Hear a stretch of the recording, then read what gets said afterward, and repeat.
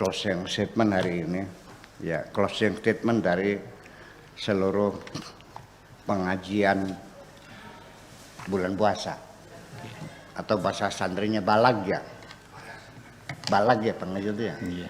Ya balag bulan puasa. Tentu ini sangat menggelitik bahwa pada akhirnya sekalipun nama Tuhan kita sama, penyebutannya sama, apakah Rabbun, apa Ilahun, apa Allahu, apakah Airan, apakah Gunung Serandil, apakah Kebuyut, ya.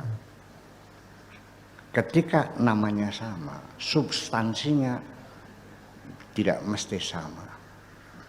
Persepsi yang terbangun dalam pikiran kita tidak sama. Berujung saling bunuh-membunuh. Korbannya 10.000 orang Mu'tazilah dibunuh oleh ahli sunnah wal jamaah karena mengatakan bahwa Allah tidak intervensi dalam menentukan nasib manusia. Manusia harus punya hak pilih secara merdeka dan bebas untuk menentukan nasibnya sendiri. Betul, 10.000 loh yang dibunuh-bunuh ini. Berarti Jabariyah mengatakan nasib baik, nasib buruk, kecelakaan, kematian, rezeki, semuanya Allah yang menentukan. Kata Mu'tazilah, Tuhan tidak ikut campur. Kata ahli sunnah, ada qada mubram, ada qada ghairu mubram. Berarti Tuhannya beda dong. Betul nggak? Kata Asy'ari sifat Allah yang wajib 20, kata Maturidi 13. Itu dalam satu agama. Nah, nama Tuhan kita berbeda karena agama kita berbeda. Nah, ketika agama itu berbeda, kita bertengkar bukan dengan orang yang berbeda agama. Dalam satu agama juga bertengkar lagi. Andaikan Mu'tazilah habis, Jabariyah, Qadariyah, Syiah, apalagi semuanya, Bahaiyah. Tinggal satu, ahli sunnah wal jamaah. Semua ahli sunnah wal jamaah semua. Itu terpecah lagi enggak? Berbeda lagi enggak? Berbeda lagi. Akan terjadi sekte-sekte yang berbeda. Sekte A sampai sekte Z. Yang dimusnahkan semua, tinggal sekte F. Nanti ada kino-kino lagi enggak? Itu sama-sama itu. Jadi jangan menghayal harus sama, enggak bisa. Memang sengaja dibuat oleh Allah berbeda.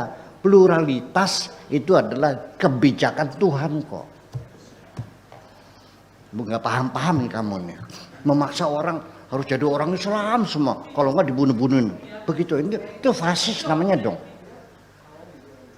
Itu muncul hadis ini berulang-ulang. Tapi yang aneh itu masuk di Arba'in Nawawi ya. Imam Nawawi kok mencantumkan hadis umirtu an uqatilan nas itu. Aneh juga satu. Kok Imam Nawawi sampai segitu sih? Hadis keempat kalau nggak salah. Iya. Umirtu an uqatilan nas. Aku diperintahkan untuk memerangi manusia. Perang manusia. Hatta yaqulu la ilaha illallah. Sampai mereka mengatakan la ilaha illallah. Wa yuqimus shalat dan mendirikan salat. Wa yutu zakat dan bayar zakat. Wa in fa'alu dzalika, kalau mereka mau syahadat, salat, zakat, asamu minni dima'ahum wa amwalahum. Harta mereka, nyawa mereka dijamin aman. Kalau tidak, perang. Habis. Hadis semacam ini yang kau dengungkan. Setiap saat ngajak perang. Mau nyerbu Australia, nyerbu Jepang, nyerbu Korea, suruh masuk Islam semuanya. Ayo syahadat, nggak mau, penggal lagi. Sholat, mau nggak, penggal. Itu akan kau Islamkan semuanya. Umat manusia harus masuk Islam semua. Yang enggak dibunuh semuanya. Itukah yang kau inginkan? Untuk mengamalkan syariat Tuhan di dunia seperti itu. Saya nggak ngerti nih. Nggak ngerti saya. Andai kan cita-citamu terjadi. Negara khilafah Indonesia. Umpamanya ini andai kan. Madhabnya ahli sunnah wal jamaah. Nanti terjadi pertempuran nggak antara kamu? Saling bunuh-membunuh nggak? Umat Islam mati di dunia dibunuh oleh sesama umat Islam sendiri, bukan oleh orang lain. Ini kenyataannya sampai sekarang. Syria, siapa yang membunuh mereka? Ya, porak-poranda. Irak ambles sudah. Siapa yang membunuh mereka? Libya sampai sekarang masih berdarah-darah. Mau seperti itu. Seperti itu. Nah, ini perlu menjadi perenungan, bukan untuk menyalahkan, menjadi perenungan bagi kita. Kenapa umat Islam kok berpotensi untuk perang saudara? Karena satu, indoktrinasinya, inilah aku yang paling benar, yang lain adalah salah semua. Di dunia ini ada 73 golongan, 72 masuk neraka, yang benar hanya satu, itulah aku. Jadi hadis ini disalahpahami. Maksud Rasul mencari kebenaran itu sulit, sama dengan 72 banding 1 banding 72.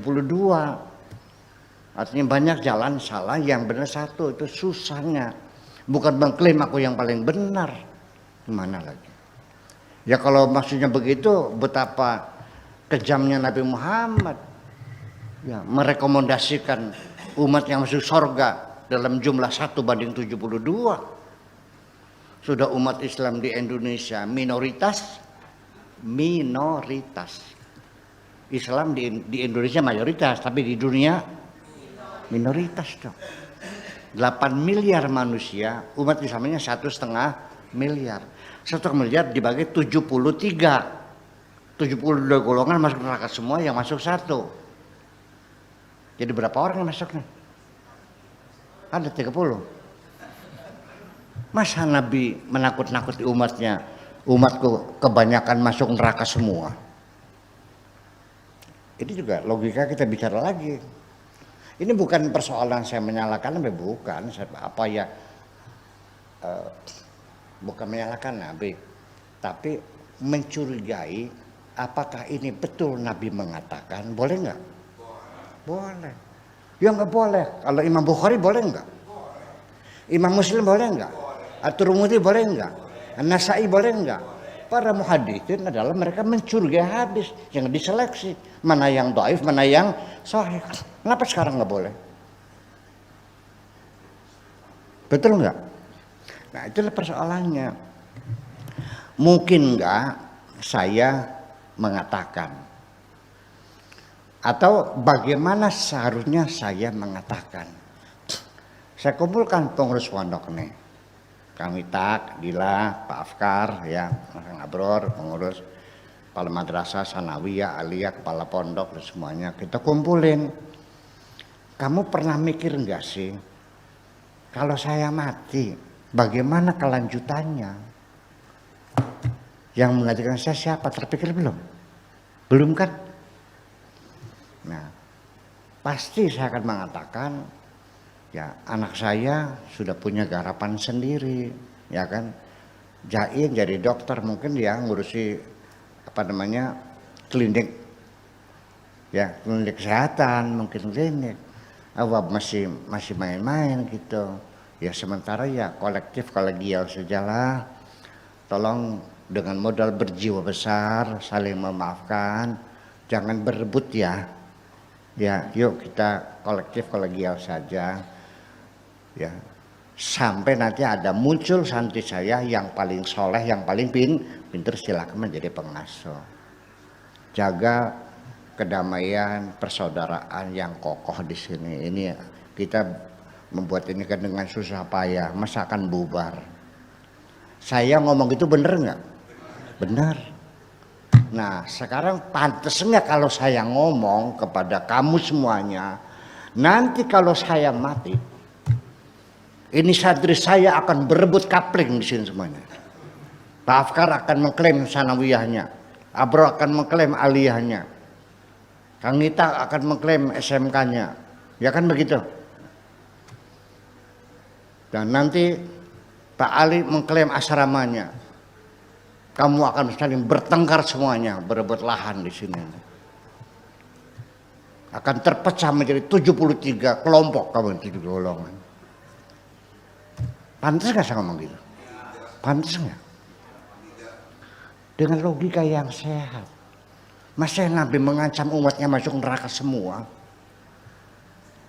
Betul nggak? Betul nggak? Lah ya iya dong. Apalagi Nabi menjanjikan akan memberikan syafaat. Mana mungkin sekejam itu. Jadi ini bukan meragukan Nabi, tetapi ada pertanyaan. Kenapa hadis-hadis yang dikumpulkan oleh Imam Bukhari, Imam Muslim itu, kok kenapa menyimpan hadis-hadis seperti Nabi Muhammad menggilir istrinya 9 orang dalam satu hari dengan satu mandi, hanya satu malam, hanya dengan satu kali mandi junub. 9 istri digauli, mandi junubnya sekali. Artinya jelep terakhir baru mandi. Sahabat mengatakan, kok bisa? Iya, Nabi kita punya kekuatan seksual sama dengan 30 orang lelaki. Ini hadis ini kan saya ngeri jadi. Ada, silakan dibaca bukan. Apakah ini dengan sengaja hadis ini ditulis, diabadikan, suruh dibaca oleh kita? Atau kealpaan? Kan tidak layak. Al-Quran saja menyembunyikan masalah-masalah personal, masalah pribadi, rumah tangga tertutup kok. Betul nggak? Kamu layak nggak sebagai santri saya menceritakan saya bagaimana saya telanjang bulat di kamar dengan istri saya? Logdok sirap, tampak sirap. Saya tersinggung karena saya merasa Nabi saya terlukai. Boleh nggak begitu? Lah ya iya dong. Malah kamu bangga. Saya merasa tidak nyaman ketika Nabi dikabarkan mengawini anak umur 9 tahun. Tapi di sini dijadikan lagu Aisyah istri Rasulullah. Dengan bangganya Nabi mengawini umur 9 tahun. Beda persepsi, Pak. Tolong jangan salahkan saya. Saya juga beriman, ya kan? Jadi yang saya ragukan adalah hal yang melukai Nabi. Kalau saya mengenai masalah kok. Beda persepsi kan. Kenapa Anda bangga dijadikan lagu, apa lagunya Aisyah? Sholawatan tuh. Ngawin harus 9 tahun. Kalau kawin 9 tahun masuk penjara nggak? Ya. Apa tuduhannya? Pedofil. Apakah itu suatu kebanggaan? Itu kayak kau banggakan. Nabi Bu mengawini. Enggak dong. Makanya saya berulang-ulang. Siti Aisyah itu sebelum dikawin Nabi itu dia pernah ikut perang. Pernah ikut perang. Nah, setelah selesai perang 5 tahun kemudian baru dikawin oleh Rasulullah. Undang-undang perang zaman jahiliyah, anak-anak tidak boleh ikut perang kecuali kalau sudah mencapai umur 15 tahun. Siti Aisyah ikut perang. Umurnya berapa jadi? 3 tahun kemudian dikawin Nabi, jadi berapa umurnya? Masuk akal 18 tahun mah. Undang-undang kita juga dulu 18 tahun ya untuk laki-laki. Perempuan 16, sekarang udah sama-sama 19 tahun sama laki perempuan. Malah masuk akal. Terus lagi yang bercerita Nabi Muhammad mengawini Siti Aisyah. umur 9 tahun, itu seorang kakek-kakek di kota Irbil yang usianya sudah 90 tahun, orangnya pikun. Mau dipercaya? Iya dong. Saya bela Nabi saya bukan karena saya tidak percaya pada Nabi. Saya bela, masa orang saya bela tidak percaya? Ya karena saking percayanya saya bela dong. Tapi pembelaan saya kan berbeda. Anda bangga Nabi mengawini anak 9 tahun, saya bela Nabi Muhammad mengawini Aisyah umur 18 tahun. Ayo kita bela. Anda bela. Membela teks hadis itu. Betul nggak? Itu masalahnya. Jadi siapa yang mencintai Rasulullah? Itu. Jadi buktikan rasa cintamu dalam bentuk pembelaanmu terhadap martabat Nabi Muhammad sendiri. Itu saja. Betul nggak?